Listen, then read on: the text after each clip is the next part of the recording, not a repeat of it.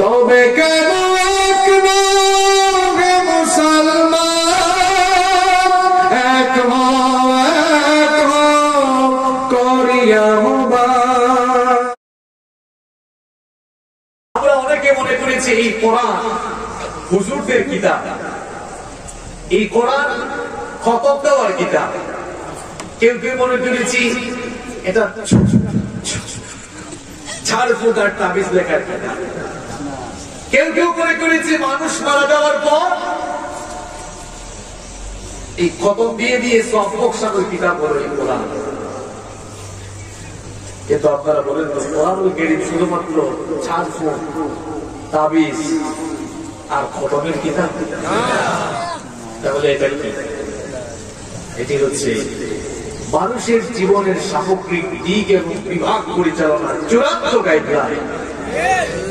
আল্লাহ তাআলা বলেছেন হুদাল লিন-নাস, এই কোরআন হচ্ছে মানুষের জন্য হেদায়েতের এক গ্রন্থ। এর কাছে যারাই আসবে তারা হেদায়েত পাবে, তারা সঠিক রাস্তার দিশা পাবে, তারা সুন্দর এবং সঠিক পথে নিশানা পেয়ে যাবে। সুন্দর একটি সমাজ যদি আমরা গঠন করতে চাই, সুন্দর সমাজ গঠনে যে ফর্মুলাগুলো গ্রহণ করা দরকার, সেই ফর্মুলাগুলো যে জায়গা থেকে কানেক্ট করতে হবে, সংগ্রহ করতে হবে, তার নাম হচ্ছে আল কোরআন। কারণ কোরআনুল কারীম এটি এমন এক কিতাব, এর সংস্পর্শে যারাই এসেছে তারাই বদলে যেতে বাধ্য হয়েছে। সুবহানাল্লাহ। কিরকম বদলে গিয়েছে? সাইয়েদনা ওমর ইবনুল খাত্তাব রাদিয়াল্লাহু আনহু কোরআনুল কারীমের সংস্পর্শে আসার আগ পর্যন্ত অত্যন্ত কঠিন এক মানুষ ছিলেন, লৌহ মানব ছিলেন। সেই লৌহ মানব ওমর ইবনুল খাত্তাব রাদিয়াল্লাহু আনহু যখন কোরআনুল কারীমের সংস্পর্শে আসলেন, লৌহ মানব পরশমতে পরিণত হয়ে পৃথিবীতে থেকে জান্নাতের সার্টিফিকেট নিয়ে বিদায় হলেন। কোরআনুল কারীমের কাছে আসার আগ পর্যন্ত আল্লাহর কাছে ওমরের কোনো দামই ছিল না, কোনো সম্মান ছিল না, কোনো মর্যাদা ছিল না। কিন্তু ইসলাম কবুল করার পর যখন থেকে তিনি কোরআনকে নিজের মধ্যে ধারণ করলেন, যখন থেকেই তিনি কোরআনের রঙে নিজেকে রাখাতে আরম্ভ করলেন, মর্যাদা এত বেশি বেড়ে গেল। আল্লাহর নবী স্বয়ং তার ব্যাপারে বললেন, মাথার উপরে আকাশের মধ্যে কি পরিমাণ তারকাপুঞ্জ আছে, তারকারাজি আছে, সেটা গণনা করা কোনো মানুষের দ্বারা হয়তো সম্ভব হবে না। আল্লাহ নবী বললেন, যদি কোনোদিন সম্ভব হয়, আমার ওমর মুসলমান হওয়ার পরে কত যে নেক আমল করেছে, তার সেই নেক আমলের পরিমাণ কিয়ামত পর্যন্ত কেউ গুণে গুণে শেষ করতে পারবে না। একটি মাত্র কিতাব, এই কোরআনের কাছে আসার কারণে ওমর ইবনুল খাত্তাব রাদিয়াল্লাহু আনহুর স্ট্যাটাস, তার মর্যাদা এত বেশি বেড়ে গেল। স্বয়ং আল্লাহর নবী মুহাম্মদুর রাসূলুল্লাহ সাল্লাল্লাহু আলাইহি ওয়াসাল্লাম তার ব্যাপারে বললেন, লা নাবিয়্যা ওয়ালা রাসূলা মিন বাদি, আমার পরে কোনো নবী নাই, আমার পরে কোনো রাসূল নাই। لو كان نبيا من بعدي لكان هما, আমার পরে কেউ যদি নবী হয়ে আসতো, আমার পরে কেউ যদি নবী হওয়ার যোগ্যতা রাখতো, তাহলে আমার ওমর আমার পরে নবী হয়ে যেত। আবু জাহাল কোরআনের কাছে আসে নাই, মর্যাদা বেড়েছে না কমেছে? কথা বল না কেন? আল্লাহ নবী দুইজনের জন্য দোয়া করেছিলেন, এই দুইজন থেকে একজনকে যেন আল্লাহ কবুল করেন, আবু জাহাল এবং ওমর। আল্লাহ তাআলা ওমরকে কবুল করলেন। ওমর রাদিয়াল্লাহু আনহু ইসলাম কবুল করার কারণে, কোরআনের কাছে আসার কারণে তার মর্যাদা বাড়লো না কমলো? কথা বলেন। আবু জাহাল কোরআনের কাছে আসলো না, ইজ্জত সম্মান বাড়লো না কমলো? কমতে কমতে আমাদের কোরআনে দিয়েছে। এখন তার বাড়ি ওঠার কি হয়েছে? কাটি বুঝেননি? টয়লেট দেখো, কোরআনের বিপরীতে দাঁড়াইলে অবস্থা ভালো হয় না খারাপ হয়? কিছু মানছে এখনো কিছু মানছে নাম রাখছে মুসলমানের, বেশ পূজা করছে মুসলমানের, এরপরেও দেখা যায় কোরআনের বিভিন্ন মাহফিলে বাধা নেই। এটা মানুষ জ্ঞানী বাধা নাই। আমার যুবক পয়েন্টে মাহফিলের উদ্যোগ নেই, এ মাঝখানে দিক কেড়ে বেড়ে লাগাইয়া মাহফিল বন্ধ করে দেয়। এটা কিন্তু আমরা লাগান টুপি মাথা দিয়া আর জুব্বা কাট দিয়া কিছু নেশা বগল ইচ্ছা হয়। এটা সিলেট হয়, এটাও সিলেট হয়। নাউজুবিল্লাহ। এখন আলেম মাহফিলের বিরুদ্ধে দাঁড়াইতে, হয়তো যে আলেম আইরা তার লগে আপনার মাসআলাগত কিছু পার্থক্য আছে, তাই বলে আপনি যে মাহফিলে বাধা দিরা, উস্কানি সৃষ্টি করলা, এতে করে ইসলাম বিরুদ্ধে হলে সুযোগ পায়। সময়ের ব্যবধানে ও মাহফিল বন্ধ হওয়ার বাদে এরা যে সুযোগ পাইছে, এই সুযোগ আপনার মাহফিলেও কামো লাগাইয়া আপনারটাও বন্ধ করবো। বুঝলে বুঝছেন, না বুঝলে বাদ দিলাম।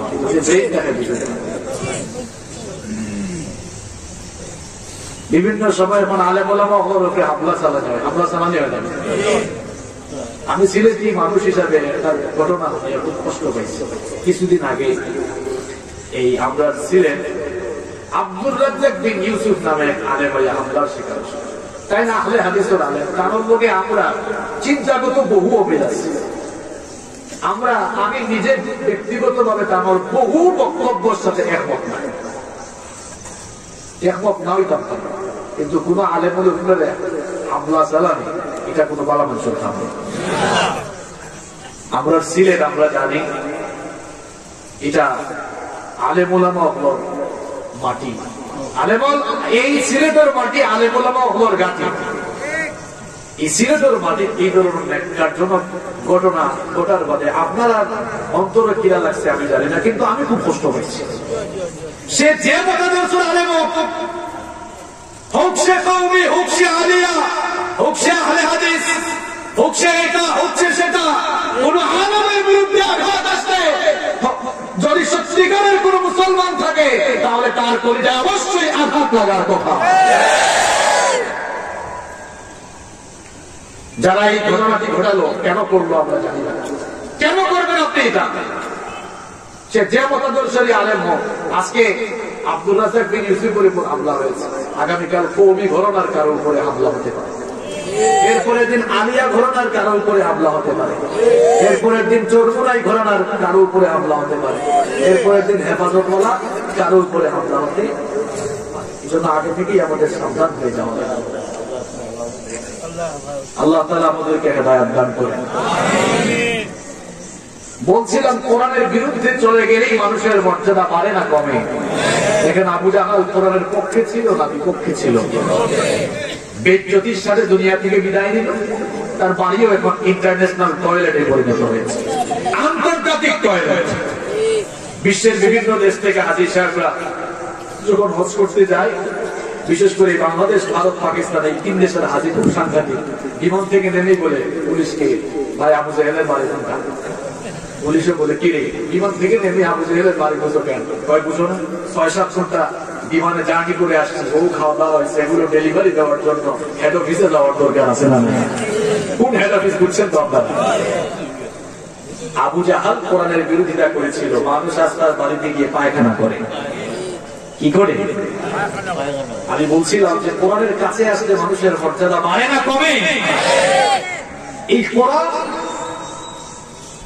ব্যক্তি এবং সমাজকে পরিবর্তন করে দেয়। এই যে ব্যক্তি কিভাবে পরিবর্তন হয় বললাম, ওমরের মতো লোক কোরআনের কাছে আসার কারণে তার সম্মান মর্যাদা বেড়েছে না কমেছে? জাহেলি যুগ সম্পর্কে আপনারা অনেকে পড়াশোনা করেছেন, অনেকে জানেন। এই যুগ ইগনোরেন্স, সেই অজ্ঞতার যুগ, অন্ধকার সেই যুগে, যে যুগে মানুষের নীতি নৈতিকতা কোনো বালাই ছিল না, যে যুগের মানুষের মধ্যে কোনো নৈতিকতা ছিল না, নৈতিক কোনো মূল্যবোধ ছিল না, যে যুগের মানুষরা ছিল চোর, ডাকাত, লুটতরাজ, লুণ্ঠনকারী, নারীর ইজ্জত, সতীত্বের দম, সেই মানুষগুলো যখন কোরআনের সংস্পর্শে চলে আসলো, যারা ছিল চোর ডাকাত, তারা মানুষের সম্পদের পাহারাদার হয়ে গেল। সুবহানাল্লাহ। যারা ছিল নারীর ইজ্জত আর সতীত্বের দম, কোরআনের কাছে আসার কারণে সেই মানুষগুলো সোনার মানুষে পরিণত হয়ে সেই মানুষগুলো নারীর ইজ্জত আর সতীত্বের পাহারাদার হয়ে গেল। সুবহানাল্লাহ। আর সেই সমাজ কেমনে বদলালো? রাসূল করিম সাল্লাল্লাহু আলাইহি ওয়াসাল্লাম এই একটি মাত্র কিতাব দিয়ে জাহেলি যুগের সেই অন্ধকারাচ্ছন্ন সমাজ ব্যবস্থা সকল অন্ধকারের মূলোৎপাটন করে দিয়ে রাসূল করিম সাল্লাল্লাহু আলাইহি ওয়াসাল্লাম এই কোরআন দিয়ে সুন্দর একটি সমাজ বিনির্মাণ করে একটি সুন্দর রাষ্ট্র তাদেরকে উপহার দিয়েছেন। সুবহানাল্লাহ বলেন। তাহলে সুন্দর সমাজ বিনির্মাণে এই কোরআনের কোনো বিকল্প আছে? কোনো বিকল্প নাই। কিন্তু ভাই দুঃখের জায়গা হলো এই কোরআন দিয়ে যে আপনি সমাজ বিনির্মাণ করবেন, কোরআন দিয়ে সমাজ বিনির্মাণ করতে হলে কোরআনওয়ালা লোকদের কাছে সমাজ বিনির্মাণের দায়িত্ব দেওয়া লাগবে। কথা ঠিক না বেঠিক? রাসূল করিম সাল্লাল্লাহু আলাইহি ওয়াসাল্লাম এই জন্য নবুয়তি দায়িত্ব পরিচালনার পাশাপাশি সমাজ বিনির্মাণের দায়িত্ব তিনি নিজে গ্রহণ করেছেন। বলেন তো আপনারা, রাসূল করিম সাল্লাল্লাহু আলাইহি ওয়াসাল্লাম মসজিদে নববীর ইমামতি নিয়ে ব্যস্ত থেকে মদিনার সমাজ বিনির্মাণের দায়িত্ব কি অন্য কাউকে দিয়ে দিয়েছিলেন? কথা বলেন না কেন? আসল জায়গায় তো আসছে বিষয় যে দিয়েছেন এখন তো বলতে হবে কথা। রাসূল করিম সাল্লাল্লাহু আলাইহি ওয়াসাল্লাম মসজিদে নববীর ইমামতির দায়িত্ব নিয়ে মদিনার সমাজ পরিচালনার দায়িত্ব কি আর কাউকে দিয়েছেন? মদিনার সমাজ পরিচালনার দায়িত্ব তিনি নিয়েছেন, তিনি কি? মুহাম্মদুর রাসূলুল্লাহ সাল্লাল্লাহু আলাইহি ওয়াসাল্লাম। আমরা কিতা করলাম? মাঝে মাঝে তোরা ছিল ঠিক মসজিদ হইব না, আমরা কিতা করলাম? মসজিদের ইমাম একজন আর সমাজের ইমাম। কথা ঠিক কইছি না ঠিক কইছি? এটা এখন আপনার আর বানাইল ইসলাম। মসজিদের ইমাম একজন আর সমাজের ইমাম একজন, এটা আপনার আর বানাইল ইসলাম। আল্লাহ নবীর ইসলাম আছে মসজিদের ইমাম যে সমাজের ইমাম বসে। আপনি পারলে যুক্তি কোনটাও পাবেন। আল্লাহ নবীর সময়ের ইসলাম মসজিদের ইমাম যে সমাজ এবং রাষ্ট্রের ইমাম বসে। আপনারা সমাজ কিলা, আপনারা গাঁও নাম কিটা? বাজারের নাম তো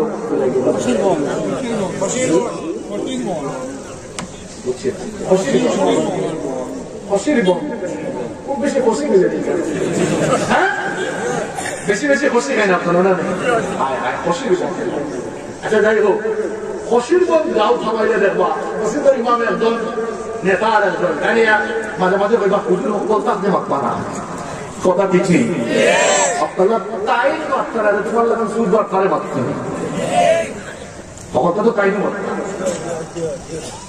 এটাই আল্লাহ রাসূলের ইসলাম, এটাই আবু বকরের ইসলাম, ওমর, উসমান, আলী রাদিয়াল্লাহু তাআলা আলাইহিম আজমাইন খোলাফায়ে রাশিদার দায়িত্ব পালন করতে গিয়ে মসজিদে যেমন ইমামতি করেছেন, ঠিক তেমনি ভাবে রাষ্ট্র ব্যবস্থাও তারা তাদের সুযোগ্য নেতৃত্বে পরিচালনা করেছে।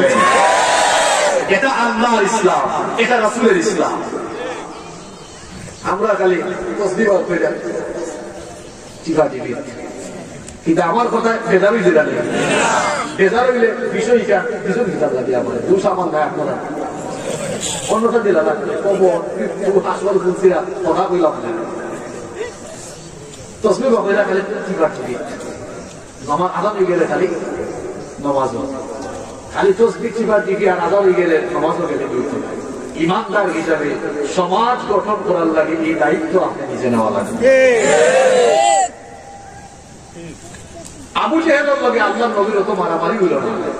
যদি আল্লাহ রাসূল একবার বলতা আবু জেহেল আল্লাহ রাসূলের সম্পর্কে কিতা লাগে মাত্র লাগে মুকুটিফা লাগাইলে চলতো না। চাচা আপন চাচা কিতা একবার তা কইলা যে চাচা এক কাম করুন, মক্কার বক্তব্য চালাইবার দায়িত্ব আপনার, আর কাবা করার ইমামতি খানা পারে আপনি দেওয়াল করে আমি খতিব বক্তব্য দিব।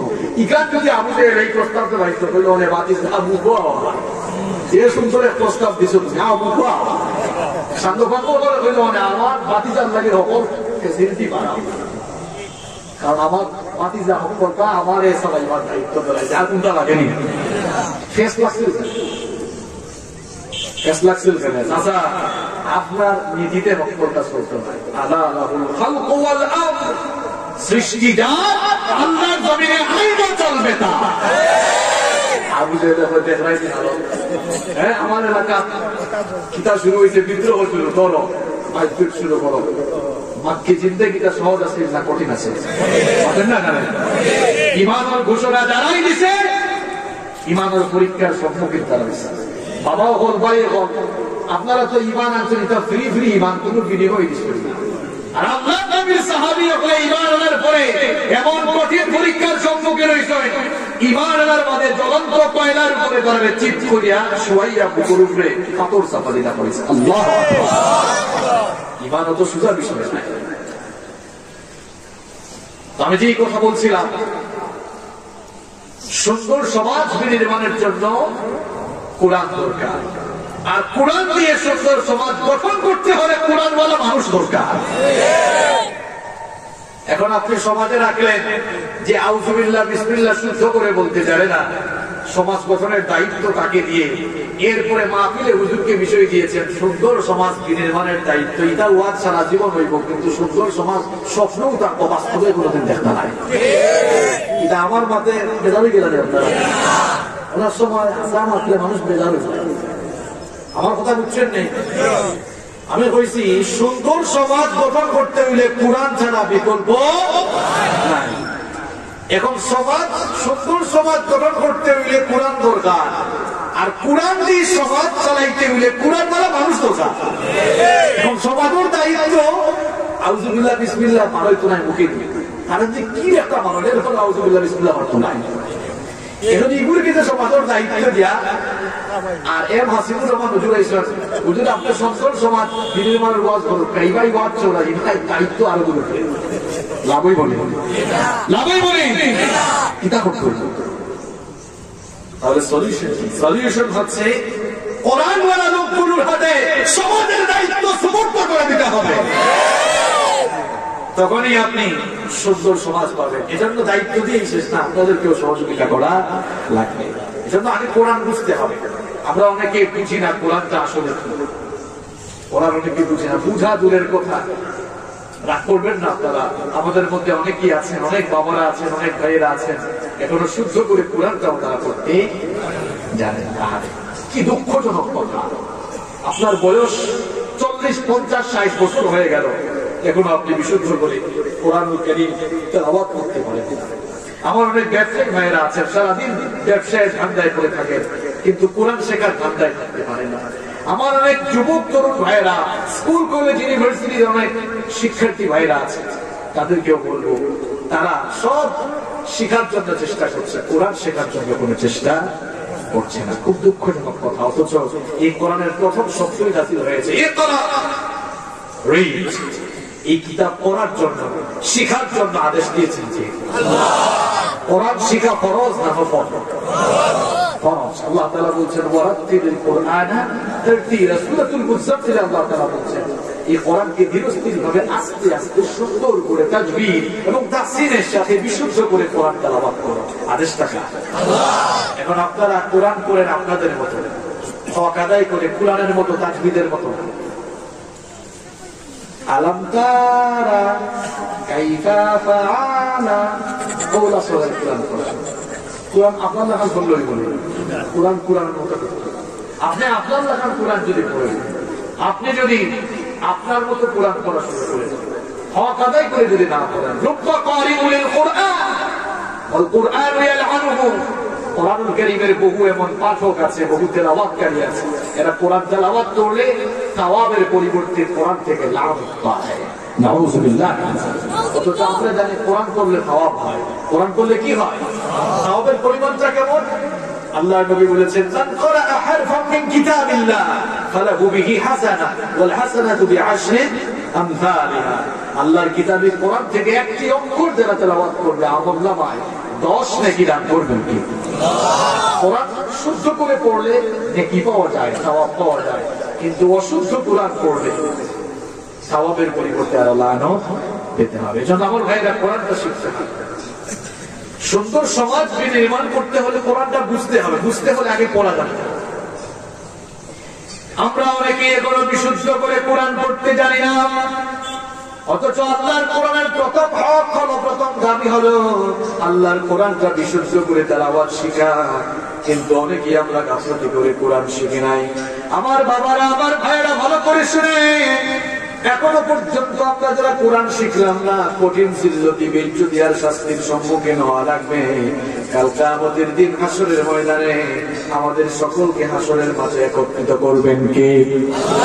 হাসরের ময়দানে একত্রিত হয়ে যাওয়ার পর বিশ্বনবী সাল্লাল্লাহু আলাইহি ওয়াসাল্লাম এমন কিছু লোকদের বিরুদ্ধে দাঁড়িয়ে যাবেন, যে সকল লোকেরা জীবনের কোরআন, তাদের জীবন থেকে কোরআনকে পরিত্যাগ করেছে, যেই সকল লোকেরা জীবন থেকে কোরআনকে মাইনাস করে দিয়েছে, কোরআন যারা শিখে নাই, কোরআন যারা পড়ে নাই, কোরআন যারা বুঝে নাই, সেই সকল লোকগুলোর বিরুদ্ধে কিয়ামতের দিন আমার নবী তাদের বিরুদ্ধে দাঁড়িয়ে যাবেন।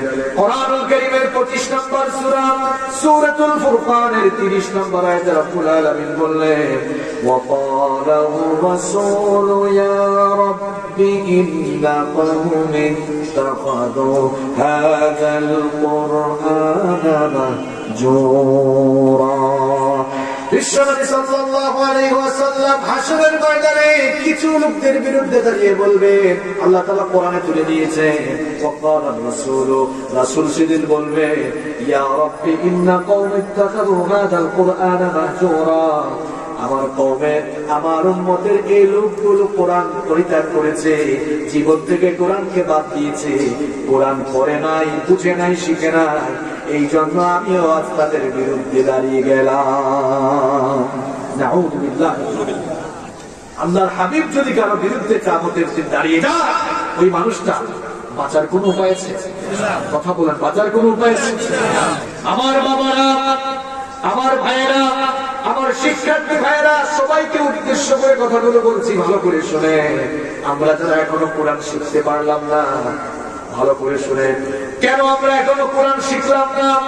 এই কোরআন থেকে যারা মুখ ফিরিয়ে নিবে, রব্বুল আলামিন সেই সকল দুর্ভাগ্যবান মানুষগুলোর জন্য দুনিয়া আর আখিরাতে 3টি শাস্তির ব্যবস্থা রেখেছেন। জুড়ে কোন কয়টা? কোরআনুল কারীমের 20 নম্বর সূরা সূরাতুত তাহারের 124 নম্বর আয়াত থেকে রব্বুল আলামিন সুন্দর করে বলছেন, ওয়া মান আরাদা আন যিকরি ফা ইন্না লাহু মাঈশাতান দানকা ওয়া নাহশুরুহু ইয়াওমাল কিয়ামাতি আমা। আল্লাহ তাআলা বলছেন, ওমান আ'রাদা আন যিকরি, যারা আমার জিকির থেকে মুখ ফেরাবে। জিকির মানে কোরআন। কোরআন হচ্ছে কোরআনের মৌলিক একটি নাম। এছাড়াও কোরআনুল কারীমের প্রায় 90টি নাম রয়েছে, যেমন যিকর, শিফা, হুদা, কারীম, হাকীম, মাজিদ, এই সবগুলো হচ্ছে কোরআনের নাম। কোরআনের একটি নাম হচ্ছে যিকর। আল্লাহ তাআলা বলছেন, ইন্না নাহনু নাযালনা যিকরা ওয়া ইন্না লাহু লাহাফিজুন। এই যিকর নাযিল করেছেন কে? আল্লাহ।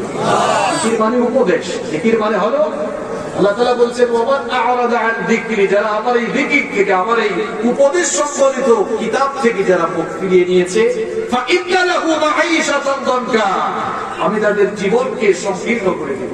মুফাসসিরিনে কেরাম এই মাঈশাতান দানকার ব্যাখ্যায় লিখেছেন, এর দুটো অর্থ হতে পারে।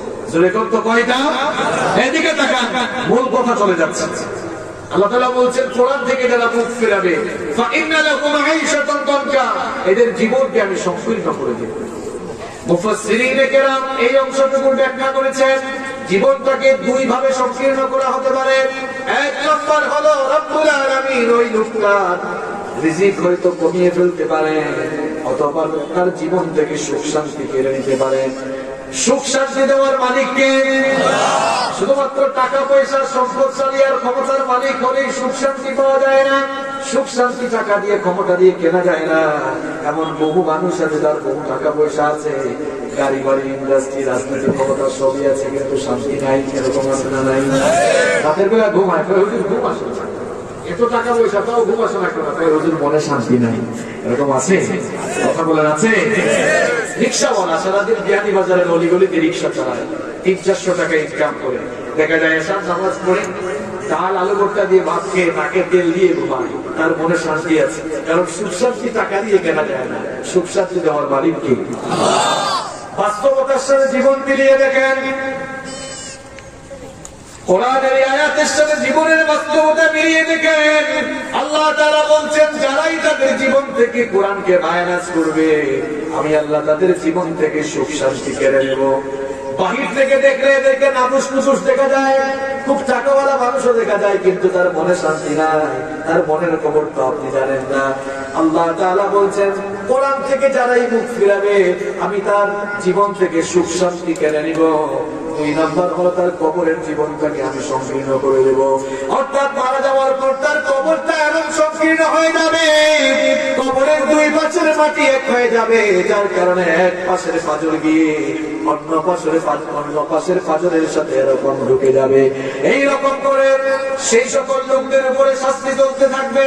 আর 3 নম্বর শাস্তি হলো রব্বুল আলামিন বলছেন কোরআন যারা শিখবে না, পড়বে না, বুঝবে না, 3 নম্বর শাস্তি হলো ونحشره يوم القيامة أعمى।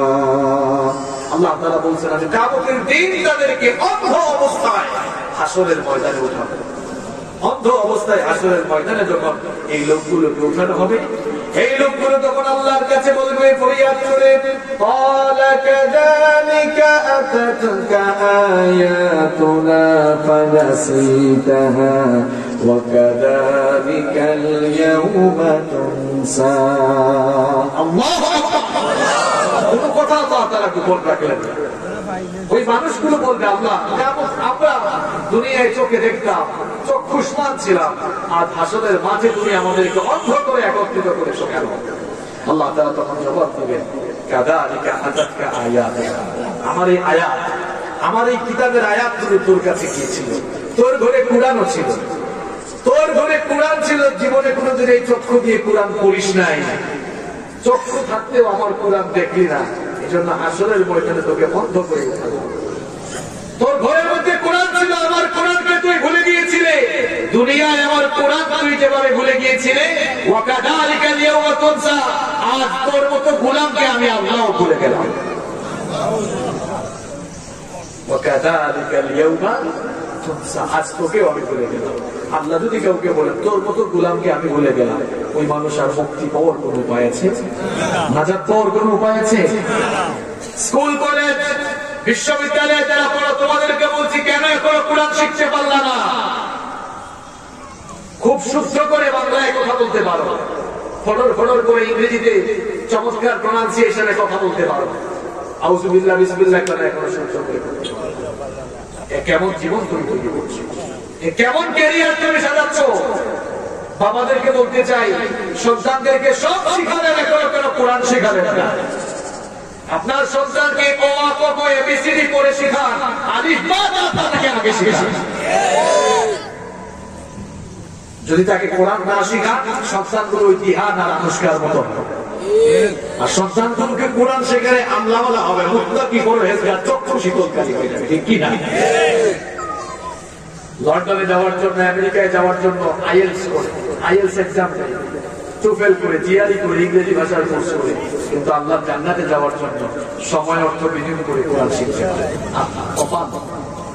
আমার ভাইরা, আল্লাহ শাস্তি থেকে বাঁচার জন্য এই কোরআনটা শেখার দরকার আছে না? কথা বলেন, কোরআন শেখার দরকার আছে না নাই? কোরআন শিখে ফেললেই দায়িত্ব শেষ না, এটাকে বোঝার চেষ্টা করে। এটা তুতা পাখির জন্য, তুতা পাখির মতো পড়ার জন্য হাসিল হয় না। আল্লাহ তাআলা বলছেন আফালা ইয়াতাদাব্বারুনাল কুরআন আম আলা কুলুবিন আকফালুহা। কি হলো তোমাদের? কেন এই কোরআন পড়ছো না, গবেষণা করছো না, চিন্তা ভাবনা করছো না? তাহলে কি তোমাদের অন্তর তালাবদ্ধ হয়ে গেল? অন্তরের তালা খুলে দাও, আল্লাহর কোরআনটা বোঝার চেষ্টা করো, তাহলে আপনার অন্তরকে, আপনার হৃদয়টাকে কোরআনের নূর দিয়ে মুনাওয়ার করে দিবেন কে? এখন স্লোগান দেয় আল কোরআনের আলো, ঘরে ঘরে আলো। কিছু কিছু মানুষ আবার স্লোগান দেয় আল কোরআনের আলো, সংসদে আলো। আরে বাবা, কি আবেগী মানুষ! সংসদে পড়ে জানো, ঘরে ঘরে পড়ে জানো, আগে স্লোগান দাও আল কোরআনের আলো মানুষের হৃদয়ে হৃদয়ে, অন্তরে অন্তরে যাবে। আগে অন্তরে কোরআনের আলো জ্বালা। আপনার অন্তরে তো কোরআন নাই, আগে কোরআনটা পড়ে বুঝে, কোরআন পড়লে বুঝলে এরপরে কোরআনের সমাজ গঠনের ইচ্ছা, আবেগ অন্তরে আসবে, এর আগে আসবে। তাহলে সুন্দর সমাজ বিনির্মাণের জন্য কোরআন লাগবে, আর কোরআন যে সুন্দর সমাজ উপহার দিতে পারবে, এই জন্য আগে কোরআনটা বুঝা লাগবে, এরপরে কোরআন বলা লোকদের হবে। দায়িত্ব সুপর্দ করতে হবে, নতুবা সুন্দর সমাজ পাওয়া যাবে। শুধুমাত্র মসজিদের ইমামতি নিয়ে পড়ে থাকলেন, ওয়াজ মাহফিল নিয়ে পড়ে থাকলেন, শুধুমাত্র তাসবিহ তাহলিল আর মাদ্রাসায় শিক্ষাদানের মধ্যে আমরা যদি ব্যস্ত হয়ে পড়ি আর সমাজের দায়িত্বগুলো যদি কোরআন বিরোধী লোকদের হাতে দিয়ে দেয়, তাহলে দেখবেন এই কোরআন বিরোধী লোকেরা সুযোগ পাইলেই দাড়িওয়ালা লোকদেরকে দাড়ি ধরে ধরে টানবে, ঠিক কিনা? সুযোগ পাইলেই বলবে মাদ্রাসায় জঙ্গি তৈরি হয়, সুযোগ পাইলেই মাদ্রাসার আলেম ওলামাদেরকে নিয়ে ষড়যন্ত্র করবে, চক্রান্ত করবে। এই জন্য কোরআন দিয়ে আমরা মসজিদ মাদ্রাসা যেভাবে পরিচালনা করব, সুন্দর সমাজ পেতে হলে কোরআন দিয়ে সমাজটাকেও পরিচালনা করা লাগবে। এই জন্য কোরআনওয়ালা লোকদের হাতে দায়িত্ব সুপর্দ করতে হবে। কোরআনওয়ালা লোকরা যদি সমাজ পরিচালনা করে, সেই সমাজে কোনো জুলুম থাকবে না, সেই সমাজে কোনো অন্যায় থাকবে না, সেই সমাজে আমানতের কখনো খেয়ানত হবে না। কোরআনওয়ালা লোকদের শাসনের নমুনা কেমন এবার শুনেন। আবু বকর রাদিয়াল্লাহু আনহু তিনি যখন খেলাফতের দায়িত্ব, মনোযোগ আছে না গেছে কি কখনো যেটা সমাজ চাইরা কোরআন আর যেটা সমাজ চাইরা সুন্দর সমাজ পাইতে হলে সুন্দর মানুষের কাছে দায়িত্ব দিতে, সুন্দর মানুষ হইতে হলে কোরআনের বিকল্প আছে, কথা কোকা কোরআনের বিকল্প আছে, এখন আছে কোরআনের বিকল্প কোনটা আছে? জুসে মনে হয় হুসুস গেছে গিয়া। কোরআনওয়ালা লোকদের শাসনের নমুনা কেমন শুনেন।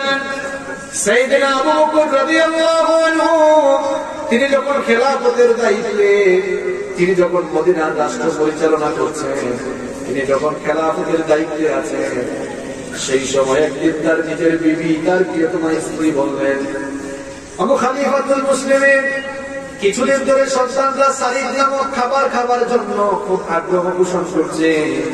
সারিদ হলো আরব দেশের একটি বিখ্যাত খাবার। তার স্ত্রী বললেন, বাচ্চাগুলো সারিদ খেতে চাইছে, একটু সারিদ নামক খাবারের ব্যবস্থা করলে তো ভালো হয়, বাচ্চাগুলো খুশি হয়ে যাবে। সাইয়েদনা আবু বকর রাদিয়াল্লাহু আনহু তখন বললেন, প্রিয়তমা স্ত্রী আমার, ভালো করে শোনো, মদিনার রাষ্ট্র পরিচালনার দায়িত্ব আমাকে দেওয়া হয়েছে, মদিনা রাষ্ট্রের খলিফা হলাম আমি, খেলাফতের এই দায়িত্ব পালন করি বলে মাস শেষে আমাকে একটি বেতন দেওয়া হয়। ওই বেতন দিয়ে ঠিক মতো তো সংসারই চালাতে পারি না, কি করে আমি আমার সারিদ নামক আলাদা খাবারের ব্যবস্থা করব? বাচ্চাদেরকে অন্য কোনো খাবার খাইয়ে বুঝ দিয়ে দাও।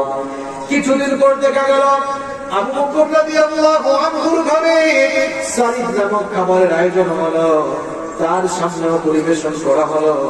তিনি ত্যাগ করে গেলেন। খাবার পরে মাথায় চিন্তা আসলো, কি ব্যাপার, আমার ঘরে সারিদ নামক খাবারের আয়োজন কেমনে হলো? নাকি কোনো আত্মীয় স্বজন হাদিয়া পাঠালো? আমাদেরকে কি কোনো আত্মীয় স্বজন এই খাবার পাঠালো নাকি? সত্যতা যাচাই করার জন্য তার বিবিকে ডাকলেন, ডেকে বললেন, প্রিয়তমা স্ত্রী আমার, আমার ঘরে আজ সারিদ নামক খাবারের আয়োজন হলো কিভাবে? তার স্ত্রী তখন বললেন, আবু খলিফাতুল মুসলিমিন, প্রত্যেক দিন বাজার করার জন্য আপনি আমার হাতে যে পয়সা দেন, সেই বাজার করা পয়সাগুলো থেকে অল্প অল্প কিছু পয়সা আমি জমিয়েছিলাম, অল্প অল্প কিছু পয়সা জমানোর পরে আজ আমি আমার ঘরে সারিদ নামক খাবার ওই পয়সা দিয়ে রান্না করেছি। এই কথা শোনা মাত্র খলিফাতুল মুসলিমিন আল্লাহর নবীর প্রিয় সাহাবী আবু বকর রাদিয়াল্লাহু আনহুর মাথায় যেন সাতটি আকাশ ভেঙে পড়ার উপক্রম হয়ে গেল। সঙ্গে সঙ্গে তিনি মজলিসে শুরার বৈঠক আহ্বান করলেন, তার ক্যাবিনেটে যারা ছিলেন সবাইকে আহ্বান করলেন, মিটিং থেকে সবাইকে জানালেন, আল্লাহ রাসূলের সাহাবীরা ভালো করে শোনো, রাষ্ট্রের প্রধান হিসেবে মাস শেষে আমাকে যে বেতন দেওয়া হয়, ওই বেতন দিয়ে আমার ঘরের সংসার চালানোর পরে প্রমাণ হয়ে গিয়েছে আরো এত টাকা বেঁচে যায়, এত টাকা বাকি থাকে। সুতরাং আগামী মাস থেকে এত টাকা কম বেতন দিলেও আবু বকরের কোনো অসুবিধা হবে না। ইসলাম ইমামতির দায়িত্ব অথবা মসজিদের ইমামের বানাইয়া সমাজের ইমাম ভালো ধরতে বানাইয়া সুন্দর সমাজের ওয়াজ দিয়া আর সুট দেখায় তো সমাজের দায়িত্ব দেয়া কোনদিন সুন্দর সমাজ পাওয়া যাবে না। ভাই মাথায় কিন্তু জায়গা মতো মাথা লাগবে, ঠিক নেই? আবু বকর রাদিয়াল্লাহু আনহু মসজিদে গেলেন, ইমামতি করছেন, মদিনার রাষ্ট্রের প্রধান মদিনার রাষ্ট্রপ্রধান কেমন রাষ্ট্রপ্রধান চিন্তা করলাম বেতন দেওয়া হয়েছে রাষ্ট্রপ্রধান হিসাবে একটা বেতন দেওয়া হয় মাস শেষে দেখা গেছে কিছু লেখা আছে মজলিসে সুরাত বৈঠক ব্যাখ্যা করিলাম যে আমলের কোনো তো প্রমাণ হয়ে গেছে আরো অত লেখা আছে আগামী মাস থেকে অত টাকা কম বেতন দেওয়া যায় কোনো অসুবিধা হইতো না সুবহানাল্লাহ আর আমরা কি তা বেতন নিয়ে হইলে তখন বুঝতে হওয়া লাগে এই আপনার চাউল তিল তেল কোনটা তার ভেতরে ভিতরে জানি পারে আছেন আগে আমরা দেখতাম পালন করতে মানুষে জুতা তৈত অবশিষ্ট আসবাবপত্র কুইতে এমন ডিজিটাল স্কুল ধরেছে বুঝছেন এখন পালন করতে তেল পাওয়া কিটা ঠিক কইছি নি না মনে হয় মতন না এখন পালন করতে কিটা মিলে আবার গরুর মাঝে মাটি একটু ঠিক কইছি না পত্রিকার টেলিভিশনে যাচ্ছেন না ইমামতির দায়িত্ব আপনারা লইয়া মসজিদের ইমামতির দায়িত্ব বিষয় লোক তেল লোক বলে সুন্দর সমাজ হলা ভাই মাতুন না কেন হযরত নবীর নাম দিতে হবে যে তারা নবুয়তি দায়িত্ব পরিচালনার পাশাপাশি সমাজ আর দেশ তারা চালাইছেন সুবহানাল্লাহ কইতাম নি না বলতাম নেই ওই নেই সুলাইমান আলাইহিস সালাম সুলাইমান নবীর নাম বুঝছেন আপনারা ফিসবার মানুষের মুখ বুঝছেন দিবা লাগি গেছে না মাথা না আপনারা সুলাইমান আলাইহিস সালামের নাম বুঝছেন নেই আমি সারা দেশ আসলে কবিতা বাংলায় বলি কিন্তু সিলেট আইয়া তুরা সেলুরি নাম আপনি আমারও বলা লাগে না আপনারা কষ্ট করে দেখা যায় যে লোকাল আইবার আগে ইউটিউবে তো মানা আপনারা ঠিক না সিলেট আইয়া আমার এলাকার মানুষের সামনে তুরা কিছু নাও বলে আমারও বলা লাগতো না এলাকায় বলতাম রাগ করে না জানো আপনারা আচ্ছা কই আসলাম জানাম সুলাইমান আলাইহিস সালাম নাম বুঝছেন আপনারা Messenger of Allah Prophet of Almighty Allah. Allah একজন নবী, খালি নবী নাই, নবীর ঘর নবী, সুবহানাল্লাহ। তার বাবা নবী, সুবহানাল্লাহ। আমার বাবার নাম কি? দাউদ আলাইহিস সালাম। সুলাইমান আলাইহিস সালামের মাত্র 13 বছর বয়সে তার বাবার রাখতে যাওয়া সিংহাসনে আরোহণ করছে। আর তাই কোনো গাঁও চালাইছেন না, কোন সমাজ ইউনিয়ন উপজেলা আমরা বাংলাদেশের কোনো দেশ চালাইছেন না। আল্লাহ সুলাইমান আলাইহিস সালামকে এমন বাদশাহী ক্ষমতা দিয়েছেন, এখানে আলেম ওলামা অপরাধন পাওয়া সুলাইমান আলাইহিস সালামকে দিয়ে আল্লাহ সারা পৃথিবী শাসন করেছেন। এখন আপনাদের কাছে আমার প্রশ্ন হইল সাবহল হোকা সাহেব সুলাইমান আলাইহিস সালামে সারা পৃথিবী শাসন করছেন। আমি আমার উদাহরণ আপনারা হইলে আপনারা আবার ভাগ করবেন সুলাইমান নবী সারা পৃথিবী শাসন করছেন আমার বাপরা রাজনীতি দিয়া না আল্লাহ রায় দিয়া কোন জায়গা দিয়ে চিন্তা করতো না ইউসুফ আলাইহিস সালাম আল্লাহু আকবার আল্লাহ তাকে দুনিয়ার অর্ধেক সৌন্দর্য দিয়েছেন সুবহানাল্লাহ। ইউসুফ আলাইহিস সালামকে আল্লাহ নবী বানাইলা, পাশাপাশি মিশরের ক্ষমতার মসনদ গুয়াইয়া আল্লাহর আইনের ভিত্তিতে মিশর ও আল্লাহ চালাইয়া সুবহানাল্লাহ। আচ্ছা অথবা উদাহরণ দিয়ে আমি সেটাও বলতাম আমার নবী দিয়ে আমি উদাহরণ দিই। আমার নবী আখিরে নবী রাহমাতাল লিল আলামিন বিশ্ব নবী মুহাম্মদুর রাসূলুল্লাহ সাল্লাল্লাহু আলাইহি মদিনার গিয়াজনে 10 বছর মদিনা চালাইছেন আবু জাহেলের বাপমন্দির দিয়া না আল্লাহর আইন দিয়া। তাইলে যারা হয় ধর্ম আর রাষ্ট্র ব্যবস্থা আলাদা কিতা কথা যারা হয় কিতা মাত যারা মাতে বুঝছেন আমি শুধু ভাষায় হয় কিন্তু তোর মাথা শয়তানে নদী দিছে এমন কথা আমি কইছিলাম বেকুব 10 বছর আল্লাহর নবী মদিনা চালাইছেন তোমার বাপ দাদার নীতি দিয়া আল্লাহর আইন দিয়া। চুরি ডাকাতির শাস্তি আল্লাহ নবী তার ইচ্ছা মতো করতে হয় না আল্লাহর আইন দিয়ে করতে হয়। চুরি ডাকাতি জেনা ব্যভিচার যত ধরনের অন্যায় অপরাধীদের শাস্তি আল্লাহর নবী যার আইন দিয়ে করছেন আপনি কিরা চালাই আপনার সমাজ ইমামতি একজনদের দিয়া সমাজের ইমামতি সূত্রা ক্ষেত্রে দেওয়া বিষয় রয়েছে সুন্দর সমাজের বড় দরকার। আমরা ওয়াজও থাকতাম না, আজকের ওয়াজ শুনে বাস্তবে আমরা সমাজ বিনির্মাণ লাগে যা খাওয়া দরকার তাই ইনশাআল্লাহ।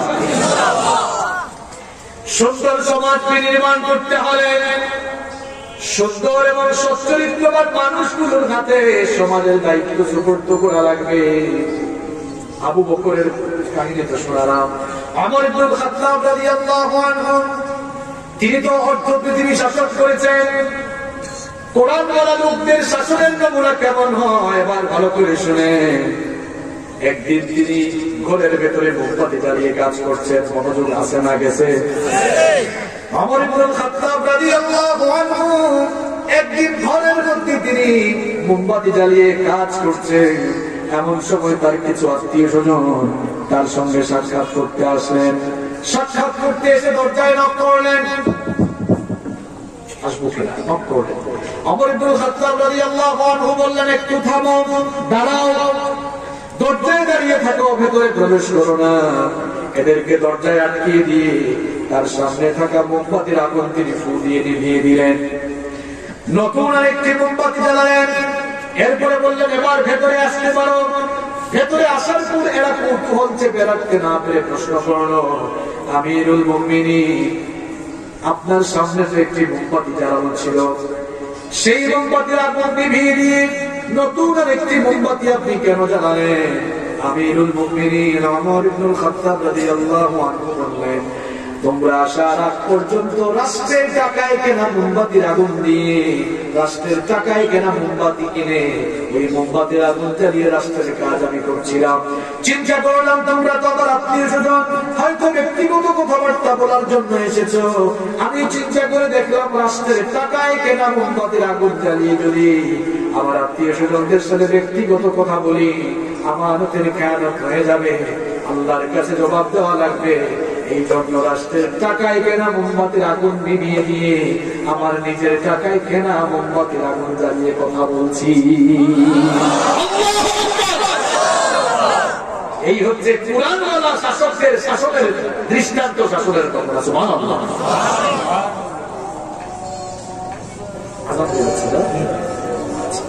আপনারা কেন আজাদটা হয়ে যাও, সে উঠবা না, ওখানেও জামাতে ইনশাআল্লাহ সে উঠো দেখা আজানোর জবাবের জন্য আর আমরা আলোচনা করি না।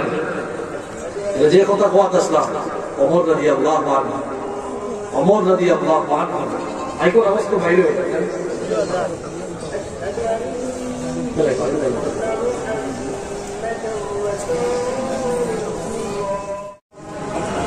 সম্মানিত ভাইয়েরা, বসেন, এখানেই নামাজ হবে ইনশাআল্লাহ। অনেকে তো উঠে গিয়েছে। আমরা কোন জায়গায় ছিলাম মনে আছে আপনাদের? মনে আছে আপনাদের নাকি ভুলে গেছে?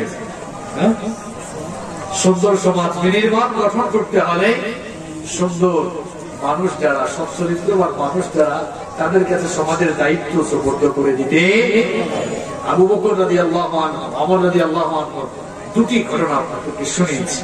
কেমন আমানতকারিতা তাদের ভেতরে ছিল, আল্লাহর ভয় এবং জবাবদিহিতার অনুভূতি নিয়ে তারা দায়িত্ব পালন করেছিলেন বলে সেই যুগটা সোনালী সমাজ হয়ে গিয়েছে। আল্লাহ নবী নিজেই বলেছেন, খায়রুল কুরুনি কারনিন সুম্মা আল্লাযীনা ইয়ালুনাহুম সুম্মা আল্লাযীনা ইয়ালুনাহুম। জুমার খুতবায় আপনারা এই অংশটুকু প্রত্যেক জুমায় শুনেন না? খায়রুল কুরুনি কারনিন, সর্বশ্রেষ্ঠ যুগ হলো আমার যুগ, এরপরে আমার সাহাবীদের যুগ। সুবহানাল্লাহ। তারা সুন্দর সমাজ পেয়েছিলেন এই কোরআনের কারণে। এজন্য আবু বকর ওমর মার্কা মানুষদেরকে সমাজের দায়িত্ব সুপর্দ করে দিলে সুন্দর সমাজ পাওয়া যাবে ইনশাআল্লাহ। এমন যদি হতো আমাদের শাসক হতো আবু বকরের মতো, হতো ওমরেরই মতো। এমন যদি হতো আমাদের শাসক হতো আবু বকরের মতো, হতো ওমরেরই মতো। জনগণের খোঁজ খবর নিত রাত দুপুরে, ঘুরে ঘুরে দেখতো কি কেউ আছে অনাহারে। আমার দেশের বাবুনেরা লাঞ্ছিত হতো না, কৃষক শ্রমিক তো আর বঞ্চিত হতো না। ধনী গরিব ভালোবাসার জীবন ফিরে পেত যদি আমাদের শাসক হতো ওমরেরই মতো, হতো আবু বকরের মতো। ঠিক কিনা? সুন্দর সমাজ বিনির্মাণ করতে হলে কোরআনের বিকল্প নেই। আর কোরআন দিয়ে সত্যের সমাজ গঠন করতে হলে কোরআন বলা লোকদেরও কোনো বিকল্প। এরপরে আপনারা বলেছেন যে হুজুর ঐক্যের ব্যাপারে কিছু কথা বলবেন, আমরা 40 পর্যন্ত কথা বলবো ইনশাআল্লাহ। ঐক্যের গুরুত্ব এত বেশি, আল্লাহ তাআলা সূরা আলে ইমরান 103 নম্বর আয়াতে বলছেন واعتصموا بحبل الله جميعا ولا تفرقوا। আল্লাহ তাআলা বলছেন ঐক্যবদ্ধ হয়ে আল্লাহর দ্বীনের রজ্জুকে তোমরা আঁকড়ে ধরো। এই মুসলমানরা আজ ঐক্যের জায়গা থেকে বের হয়ে ছোট বড় বিভিন্ন দলে উপদলে বিভক্ত হতে হতে আজ তার অধঃপতনের অতল দেশে নিপতিত হয়েছে। সামান্য মতপার্থক্যের কারণে আমরা একজন আরেকজনকে সহ্য করতে পারি না, একজন আরেকজনকে দেখতে পারি না, একজন আরেকজনের নামও শুনতে পারি না। ঐক্যের সবচাইতে গুরুত্বপূর্ণ শিক্ষা পাওয়া যায় ইসলামের সবচাইতে গুরুত্বপূর্ণ মৌলিক ইবাদত নামাজের ভেতরে। এই নামাজ আমাদেরকে ঐক্যের শিক্ষা দেয়। বলেন তো, নামাজে আমরা যখন দাঁড়াই তখন কি আমরা বলি সামনের কাতার কওমি, দ্বিতীয় কাতার আলিয়া, তৃতীয় কাতার চৌরমুনাই, চতুর্থ কাতার ফুলতলি, 5 নম্বর কাতার আওয়ামী লীগ, 6 নম্বর কাতার বিএনপি? এরকম কোন ক্লাসিফিকেশন আছে? মাথার না কেন কোন জায়গা দিয়ে নামাজ পড়তে হয়? নামাজ পড়লে হোকা চায় কবির জুল খান্দা যদি আলিয়া হুজুর আসবে মানে তুমি আলিয়া পড়তে পারো, বলে দাও ইলা কই বানি ফুলতলি দিয়ে হুজুর কই বানি তুমি কমিট করতে দাও আর করে দাও ইলা কই বানি নামাজ যাওয়ার বাদে আমি যে বিয়ে ফুলতলি ও কমি ও আলিয়া ও যারাই সব আমরা আলিয়া নামাজ কাঁধে কাঁধ মিলে এক কাতারও এই সময় দলীয় কোন দৃষ্টিকোণ থাকে না, মাথা না থাকে না। নামাজ থেকে ভাবে এর কবি না তাই না, এর ফুলতলি এর জন্য এর আওয়ামী লীগ এর জন্য নাই, এর বিএনপি এর জন্য নাই। কোথায় নামাজ নামাজও গিয়ে আপনি সিটারি বাট পারে আর 2 নম্বর ইয়ে করেন না, এটা নামাজ নাই। নামাজে আপনারা কিতাই খাইবে, নামাজও গিয়া যেমন এক মুমিন আরেকজন মুমিনের খান্দা দুবাই যায়, নামাজের বাইরেও যদি ছোট মাসলা মতপার্থক্য বুঝলা এক কাতার উমাইতাম পারতাম, আল্লাহর কসম দুনিয়ার কোন কাফের মুশরিক ইসলাম বিরোধী নাস্তিক হলে আমরার বিরুদ্ধে মাতার সুযোগ হইল না। আমরা তো বেড়াচালার মাঝে আমরা দোয়ার মাঝে হইব আল্লাহ আলিয়া মাদ্রাসা গুলারে তুমি কবুল করো, আলোচনা হইব আল্লাহ তুমি আমরা ফুলতলি মাদ্রাসা গুলারে কবুল, আপনারা রাগ করেন আমার কথায়, আল্লাহ আপনার কবি মাদ্রাসা গুলারে কবুল করো না, আপনার দোয়ার মাঝে হোক আল্লাহ বাংলাদেশের যত মাদ্রাসা আছে সব মাদ্রাসা তুমি কবুল করো। আপনার দোয়ার মাঝে আলকায় আপনার দোয়ার মাঝে হইলে আল্লাহ আলিয়া সকল আলেমকে হেফাজত করো, আপনার দোয়ার মাঝে হইলে আল্লাহ আমার ফুলতলি মসলকর সকল আলেমকে হেফাজত করো, দোয়া করলে আল্লাহ আমার আলিয়া মসলকর সকল আলেম হল হেফাজত। কথা ইচ্ছা আপনার 2 নম্বর ইসলাম থেকে আপনি আল্লাহ হইল আল্লাহ বাংলাদেশের সমস্ত উলামা তুমি হেফাজত করো। এর নাম উদারতা, এর নাম কি? উদারতা।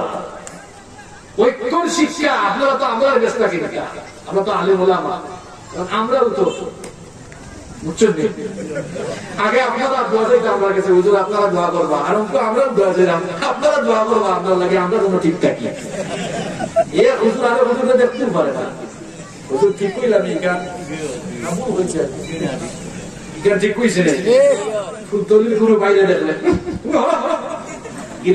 সালাম দেওয়া তার লগে আমার চূড়া কিছু হয়তো মাসালাগত পার্থক্য আছে। কবির এক ভাই পেয়েছ তোর মেয়ে কবি ইকার না করে যাবে আসসালামু আলাইকুম ভাইজান ভালো আছো বুকোটা দিয়া লোকা আমরা প্রভু হয়ে যাও না নবী হয়ে যাও কিতাব হয়ে যা এত বিবেক আমাদের প্রভু এক নবীর উম্মত জীবন বিধানে ওই শিবানী কোরআন। আমাদের প্রভু এক নবীর উম্মত জীবন বিধানে ওই শিবানী কোরআন। তবে কেন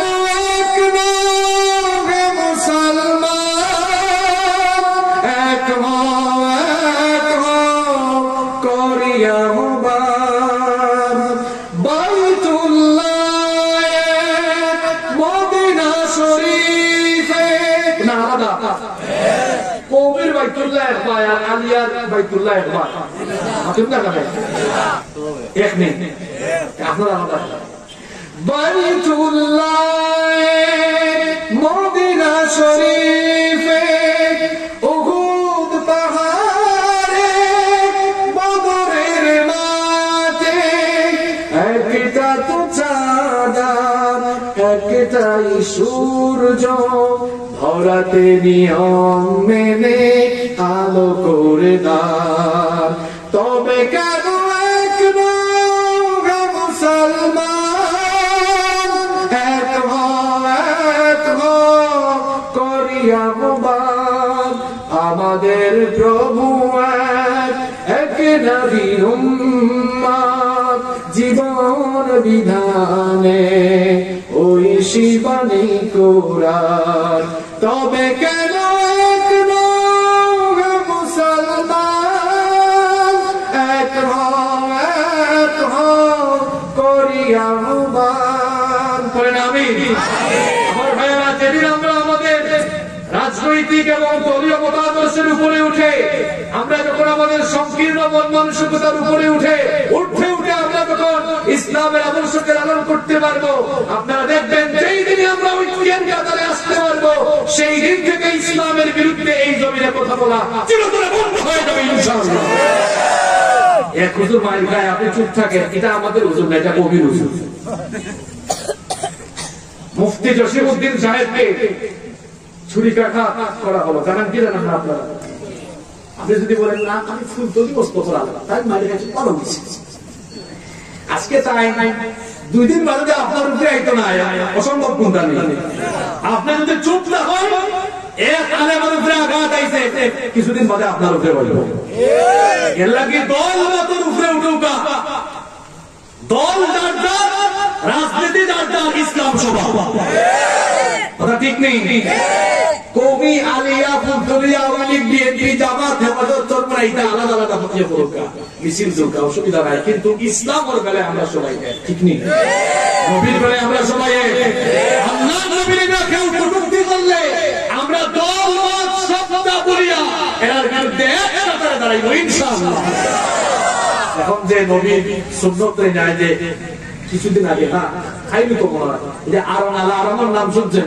এক ছেলে গেছে ইন্টারভিউ দিত তার দাঁড়িয়ে আছে করে তার ইন্টারভিউটা বার করে দিয়েছে সম্মানিত ভাই বোন কিছুদিন আগে ফ্রান্সের প্রেসিডেন্ট ইমানুয়েল ম্যাক্রন সে যেভাবে আল্লাহর নবীর নিয়ে কটূক্তি করার কারণে পৃথিবীর সমস্ত মুসলমানদের প্রতিবাদ জানাইয়া ফ্রান্সের পণ্য বয়কট করছে ঠিক তেমনি ভাবে রাসূলুল্লাহর প্রতি ভালোবাসা দেখাইয়া আমরাও এখন থেকে আরবের সমস্ত পণ্য বয়কট করব ইনশাআল্লাহ ইনশাআল্লাহ ভাই ভাইয়া সামনে ঈদ আর দিয়ে আবার আরব থেকে পাঞ্জাবি একটা আনিলেন না দাও আনবানি কিনবানি আল্লাহ বুঝার তৌফিক দাও আলেম ওলামা যারা আছেন আমার সম্মানিত আলেম ওলামা শ্রদ্ধাভাজন আলেম ওলামা যারা আছেন আপনারা যারা আছেন আওকাশ আমরা ঐক্যবদ্ধ আর মারামারি করার সময় নাই খে কবি খে আলিয়া খে ফুলতুলি খে গরম ফুলনি ঠান্ডা সুতিটা দেখার টাইম নাই আমরা সব মুসলমান আমরা সব আপনার ভাই আমরা কওমিয়ালারে ভাইলেও সালাম আলিয়া ভাইলেও সালাম ফুলতুলি ভাইলেও সালাম আওয়ামী লীগ ভাইলেও সালাম বিএনপি ভাইলেও